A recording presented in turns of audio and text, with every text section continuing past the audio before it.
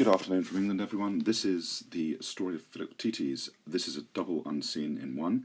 What a treat for you! And I'm going to send the actual unseens for you to have a go at for the next for today's lesson and Thursday's lesson and Friday's lesson.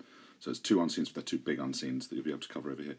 The reason why I always quite like this story is the story of Philoctetes. I always think is an interesting portrayal of disability in the ancient world, with the medical model and the social model of disability. I don't know if you know what I mean by that, but the medical model of disability or impairment is that a person has something wrong that needs to be fixed, whereas the social model is that actually we're all different and that society needs to arrange itself. The problem is actually not the person with the impairment or the disability, but the way in which society looks after them. I think it's interesting looking at the way that Neoptolemus, who is the son of Achilles, and Ulysses, who is in this play a fairly unpleasantly cunning man, manage the situation they find themselves with, and the idea of actually hiding this person with this disability, Philoctetes, with the injury that caused him to howl, and that some would like him to just be hidden, and then there are others that actually realise that there's something that he might offer. Okay, enough of that. I'll translate it for you.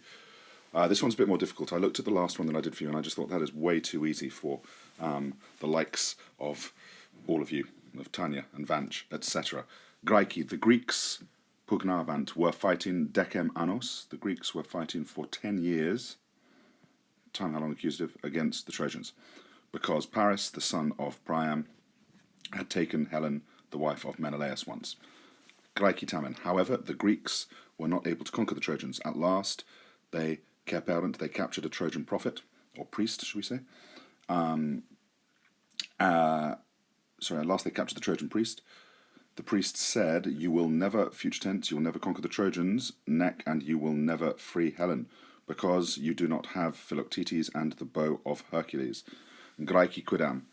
Indeed, certain Greeks who were not able to understand these words, rogawerent, asked, "Who is Philoctetes? Ubi est arcus? Where is the bow?" Tamen vates. However, the prophet said Philoctetes himself, of whom relative pronoun and relative clause in the genitive, whose father was a friend of Hercules, has that bow. The bow was a gift of Hercules. Then a certain old man said, dative to the other Greeks, "Philoctetes has sailed with us from Greece.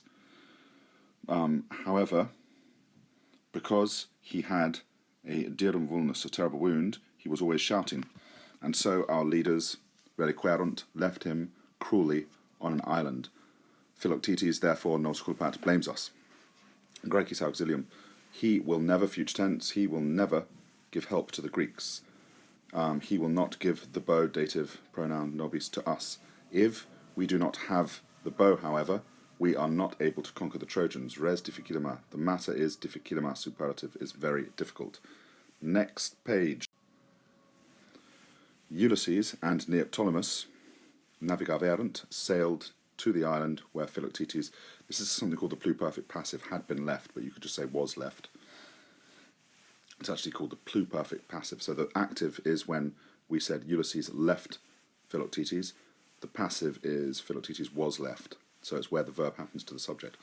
You haven't learned that yet. We will do soon, however. There's something to look forward to on my return. After they arrived, Ulysses, Manebat, was remaining next to his ship. Neoptolemus approached the cave of Philoctetes. "Greetings," he called. "Greetings," a voice responded. "Who is it?" Neoptolemus said, literally himself to be, said that he was the son of Achilles. We call that the indirect statement. Follows a verb of saying or thinking, and it's the accusative infinitive. In the same way, if I said, "I believe Samiksha to be clever," then Samiksha is the accusative, so it's "I believe that Samiksham esse intelligentem." I believe Samiksha, accusative, to be clever, or "I believe that she is clever." Neoptolemus said that he was the son of Achilles, but I believe the Greeks to be wicked, he said, because they reliquerunt, because they left Philoctetes in this island. "I am Philoctetes," the voice said. "Look, habeo, I have the bow of Hercules." Philoctetes came out of the cave, and he showed the bow to Neoptolemus. Then Philoctetes fell asleep.